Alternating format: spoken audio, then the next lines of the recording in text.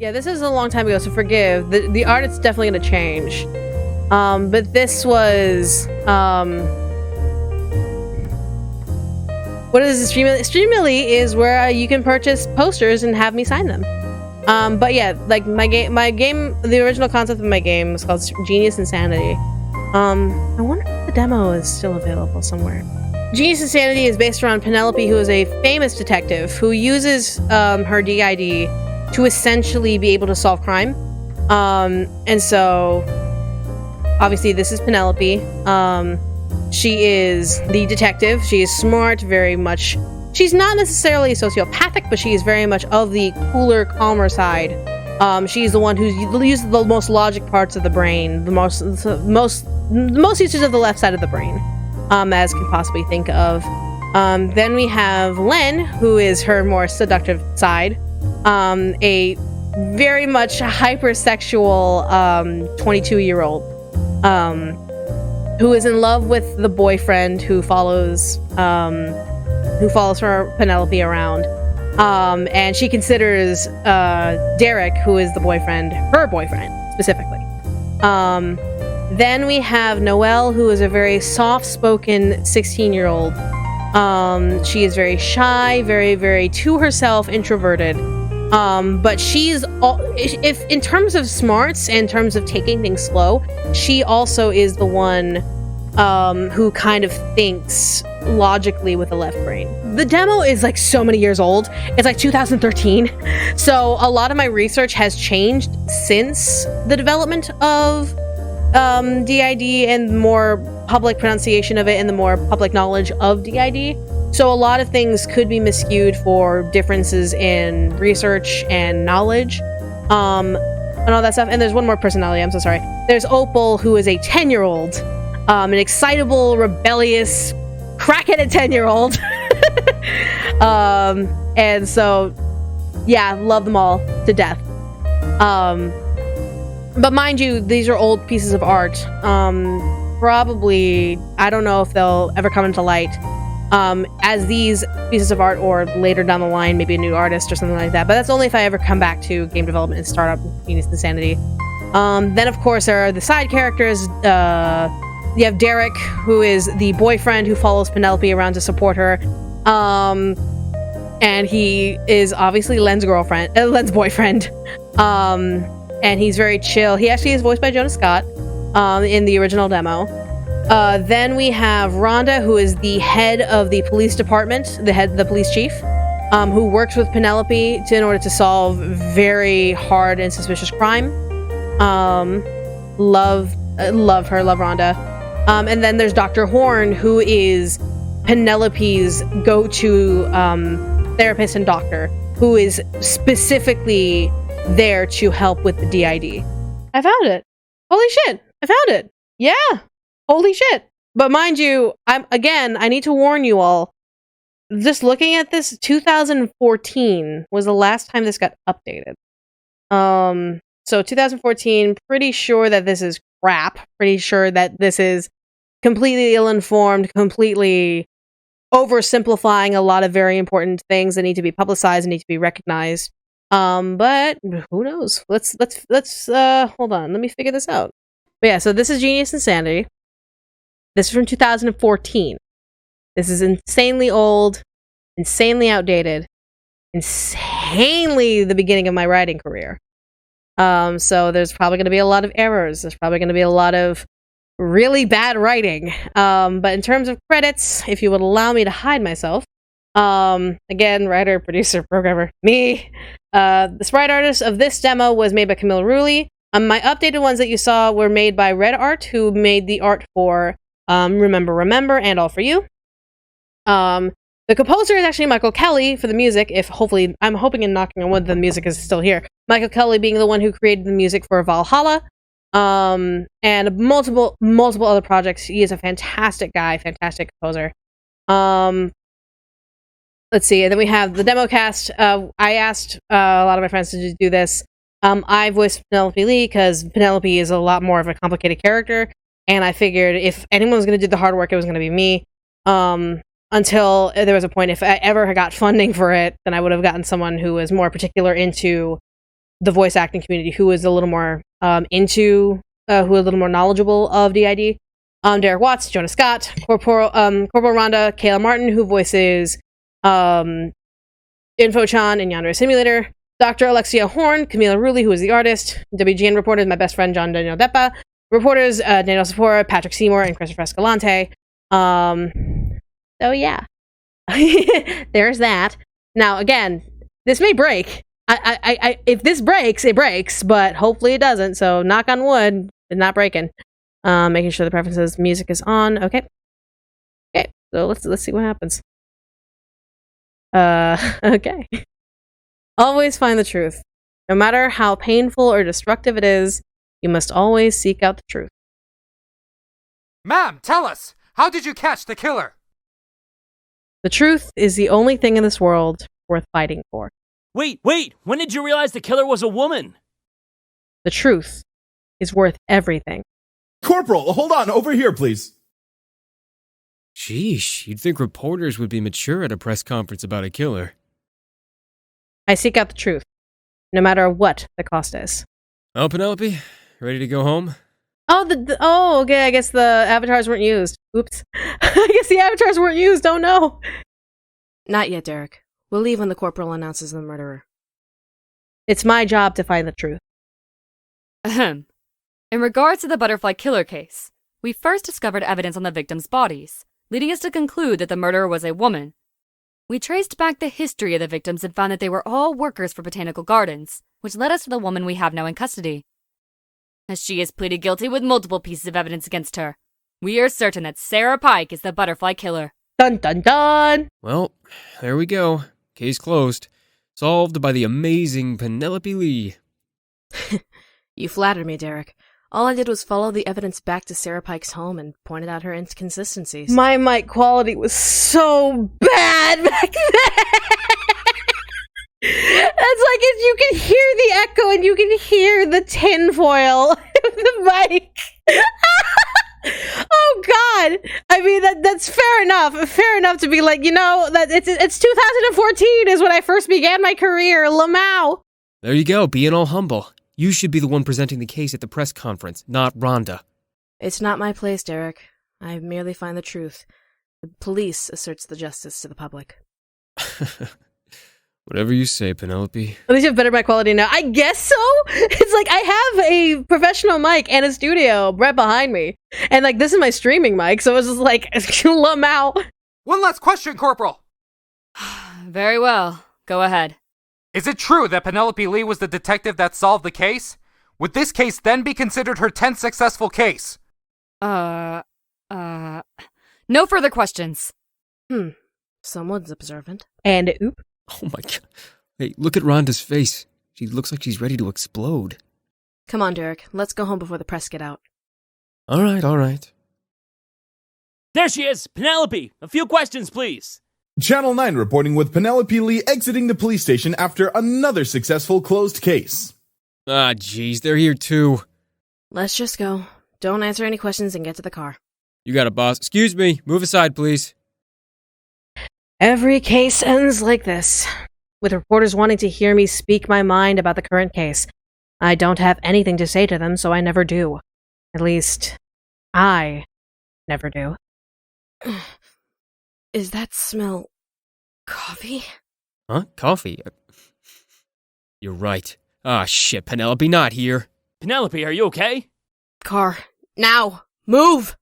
Wait, we still have questions! Can you drive right now? Penelope? No. I'm not Penelope. But I can drive. Ah, shit. I should explain. I share my existence with 3 other girls. It's unexpected when they each appear, but when they do, they stay for a while. The girl who took over was a shy girl named Noelle. Sorry. I didn't mean to come out. It's all right, Noelle. It's not like you have control over that. Still, I can't stop smelling coffee. Well then, how about some Chinese food to clear up the smell? Oh, yeah, that sounds good. Noelle is the sweetle. Noelle is the sweet and gentle-hearted girl who somehow appears every time the smell of coffee appears. Again, bad writing is bad writing. It's unexplained, but she is unhealthfully shy among others, besides for Derek, to the point of not speaking at all. With Derek, she's all like an excited little sister. So, did Penelope solve another case? Mm-hmm. She solved the butterfly killer case before you came. Oh, that's wonderful! Was she given a medal? No, sadly. Corporal Rhonda didn't give her one. Oh, that's sad. She deserves a medal after all the work she does. Well, freelance investigators always get the short end of the stick when it comes to rewards and pay. However, they always get the attention of the public. Right. Derek, the only friend I truly ever had. We met in college and were inseparable. We even managed to have some of the same classes together, which helped me enjoy classes a bit more. And this is representation of DID. A long time ago, it was represented in the terms of multi-personality disorder, but the common and the more correct phrase and the more correct usage title of the disorder is DID, dissociative identity disorder. We moved in together, eventually. He would go out and spend almost the entire day out, and bad writing is bad writing. And I would do my freelance either in the comfort of my bed or out in Chicago. Why am I tired? Penelope did do a lot of work, so you're sharing the same physical tiredness. I know how you feel, though. Oh, OSDD as well. I apologize. Isn't coffee supposed to make you awaker? I think you mean more awake. And yes, it is, but you have to drink it to get the effect, Noelle. Oh, okay. That makes sense. What do you want to eat? My usual... crap. You wouldn't know what it is. It's, Shrimp lo mein? Did Len tell you? Mm-hmm. She can never keep a secret, can she? Nuh-uh. It was always interesting to hear how my alters and I differed in interacting with Derek. I don't know what any of my alters do when I'm not at control. The only way I know what the others do is if Derek was with them and tells me. Even though Derek was romantically connected with another alter of mine, he was really close to Noelle, like an older brother. All right. 1 shrimp lo mein, 1 sweet and sour chicken, 1 large spicy fried rice, 1 beef and broccoli, and 1 pork with vegetables. 1 meal for each of us. Done and done. Michaela Amanda Laws, I know this was created in 2014, but you do not have to buy 5 different meals. You do not have to buy 5 different meals. I'm just saying. Just make sure you all note who eats so you don't overstuff yourselves. Mm-hmm. I'm tired, though. Take a nap. The food will be here soon and the doorbell's pretty loud. One of you will wake up and get it, or I'll wake you up. We've been sometimes experiencing like sensing things that aren't there, but we're seeing a lot of similarities. I'm glad. I tried really hard not to make it like a stereotypical thing, like a couple of other examples. I can't remember off the top of my head a couple of other examples. But I tried to be as genuine as I could while adding a little bit of that flair that makes it obviously part of a fictitious setting. So it's just one of those things. I'm just like I tried to be respectful. Noelle? Guess again. Len. Len is the seductive minx amongst the girls in my body. As I am the oldest at 25, she remains as a vibrant 20-year-old with the sex drive of a rabbit. She's in a relationship with Derek, which I have accepted. I don't find myself being in a relationship appealing, but at least one of my alters is happy. Did you miss me, Dairy Bear? I won't lie, I did. Aw, I'm sorry for making you wait. It's alright. Noelle ordered Chinese food before she knocked out. I'm guessing you took advantage so you could see me. But of course, I can't stand a day without seeing my Dairy Bear. God, the fact that I wrote Dairy Bear. It's just like, there are so many other like cutesy-wootsy nicknames out there, and I chose Dairy Bear. Like, what the fuck? You saw me this morning. I never said just once a day. Sorry, did I? Jonah. Touché? Now, come over here and kiss me. Len? Oh, come on. Don't tease me today. I'm not teasing you. I'm just not in the mood. Not in the mood. That's not what you said last night. That was last night. Len, please. Just a little kiss. Len, stop it. Derek. Opal, I ate the last cupcake in the fridge. What? That was my cupcake! God, I am terrible at acting as a child back then. I'm better doing acting like a child now, but back then, oof. Phew. Opal is the last girl in my body. She was the youngest and was rebellious for an 11-year-old. She was hard-faced and angry almost all of the time, always on the defensive. She's a friend of Derek's, but she can often end up roughing him up a bit before he could call someone else out. Why would you eat my cupcake, you jerkface? I didn't really eat it. I I'm just so needed bad to at be writing away from children. Len for a bit. Why did you eat my cupcake, jerkface? I'm so bad at writing children!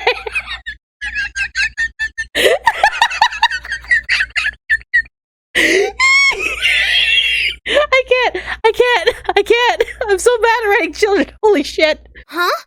What did Len do? Nothing. I just needed some time to myself. Oh, okay. Jerk face. That is the best an 11-year-old can say in terms of a response. Yes, the sexual altar being beaten out of the front chair by the chaotic little child. That's what yes, because that is a thing. That is a thing. Like, what do you do when you need to kick someone out? Get the child. That's one of the things I found during my research. Is like, get the child. Did your mom proofread this? I mean.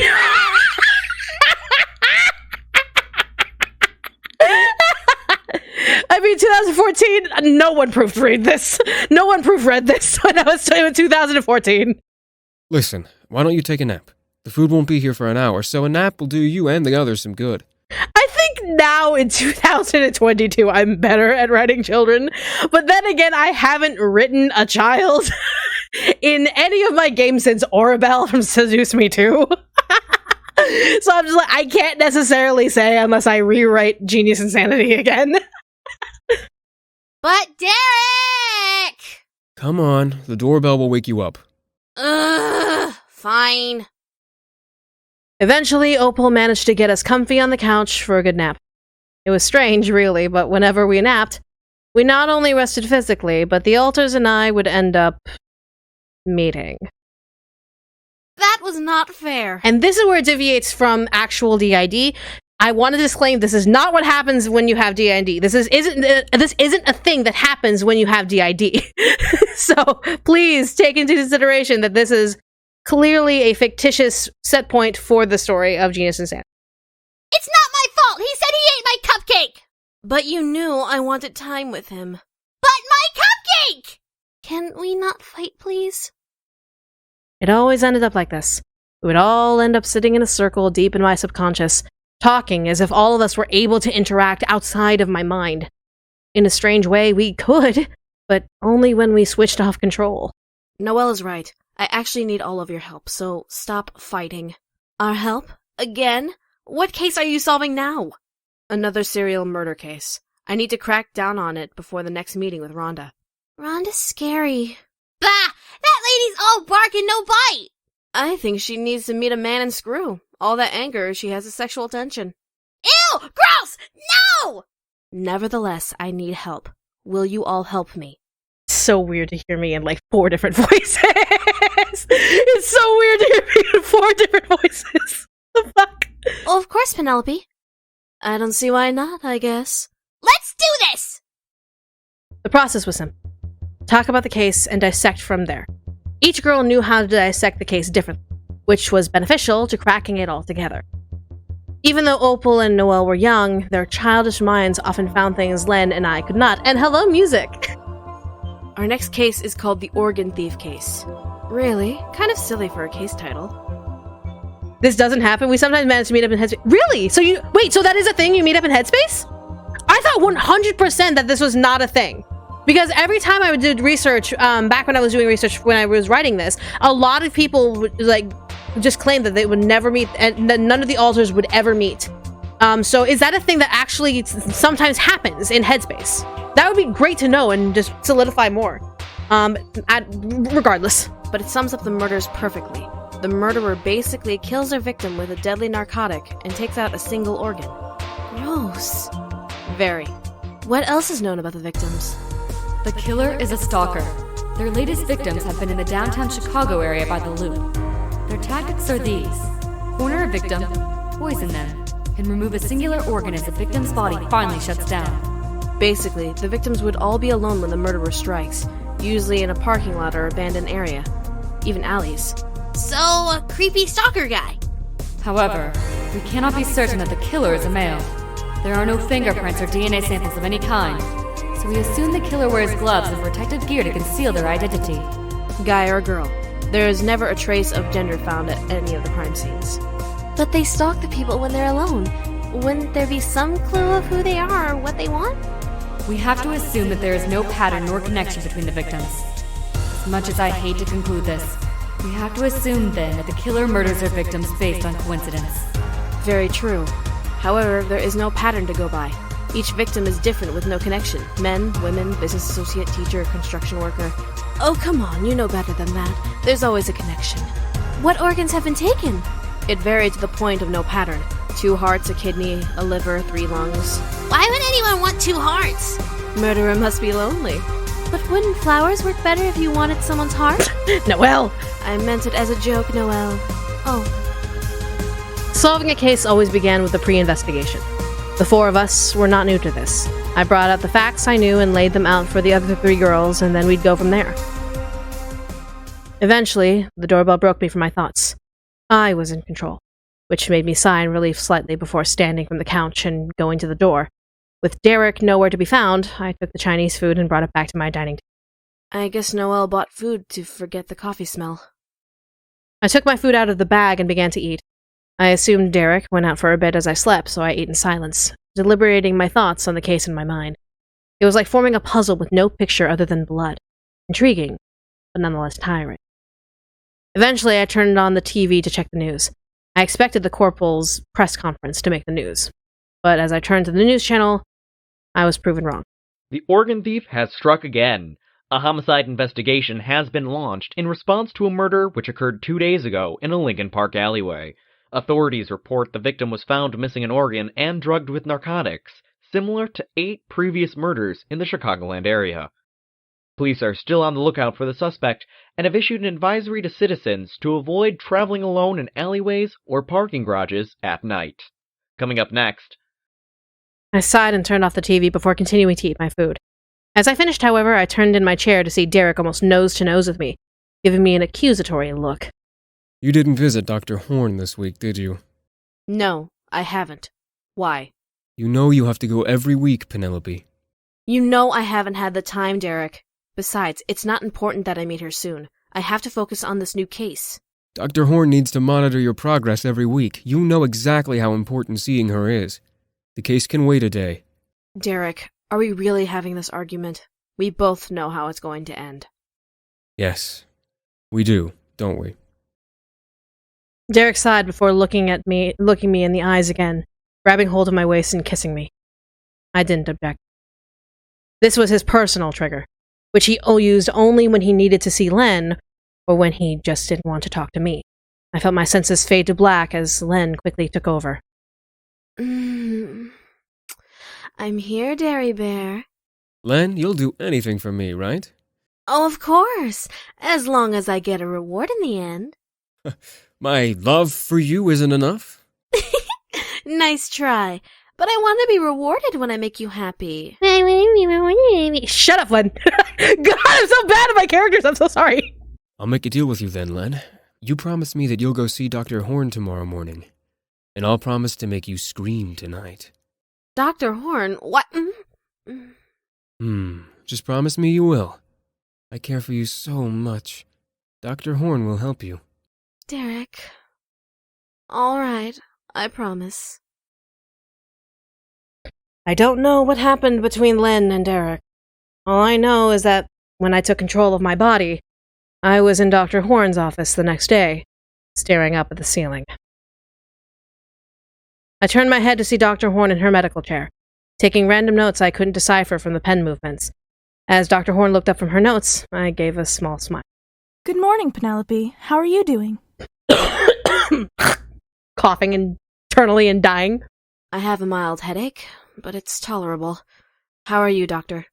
Oh, I'm just fine. I had a small talk with Len before I had her lay down and bring you out. You say that as if I was the altar. I didn't mean anything of the sort. I know. Dr. Alexia Horn, a very kind and intelligent doctor.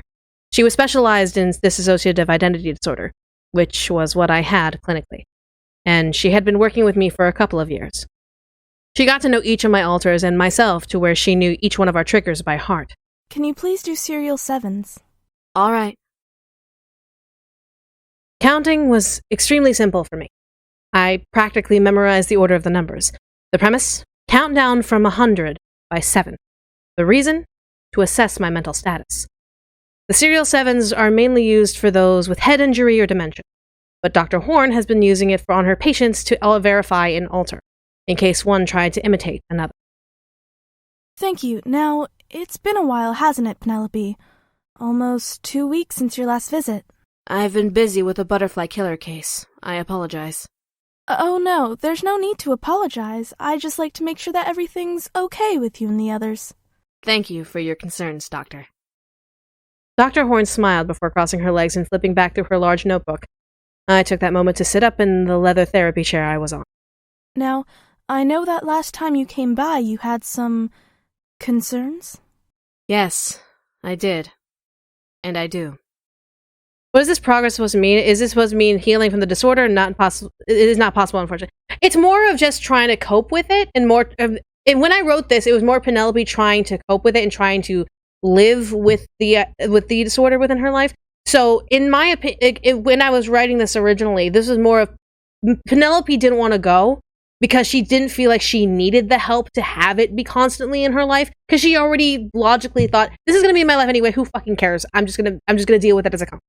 But as anyone with a disorder should know, if you need help and if you need ease to be able to progress into having it be your normal, to more than just accepting it that you have it. It's more than just accepting it. It's more just going in and getting the help you need in that way. It's not meant to be healing.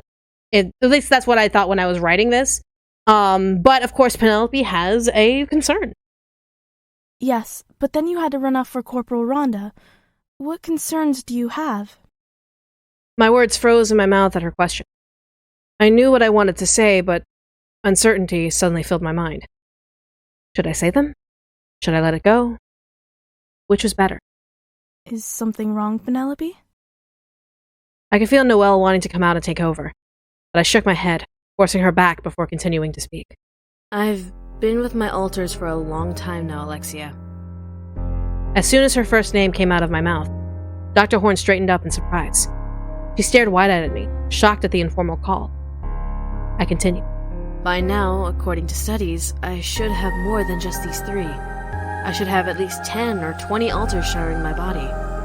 Why just these 3? I do admit it's very strange, but I can't say that it's not entirely impossible to have just 3 alters in your life, Penelope. But I have no clue why these 3 were formed and why they decided to stick around for so long without fighting me or trying to gain dominance. That is true. None of them have had signs of wanting control, which is uncommon as well. I need to know why. Why are these 3 alters in my head, and why do they just live with me instead of fight me? Have you tried to look back in your past? Surely you have some recollection of why each girl appeared. Again, reading this, I'm just like, oh, that's a bad thing. Doctors would never do that. Because it's one of those things, doctors don't push the narrative of trying to unlock the trauma of the past. This was 2014, Michaela going, well, what if? But it's like, no, that's not what a doctor would do. That's not what a doctor specialized in DID would do. It is not something that you can unwrap just like. For some reason, I can't. When I try to recall my life past my college graduation, my mind just turns up blank. Amnesia? Possibly. But amnesia from what? It can't be genetics, can it? No. Amnesia can only be gained from brain injury or trauma. That was it. Something in my past created these alters and messed with my memories. Their reasons for existing were buried deep in my forgotten memories.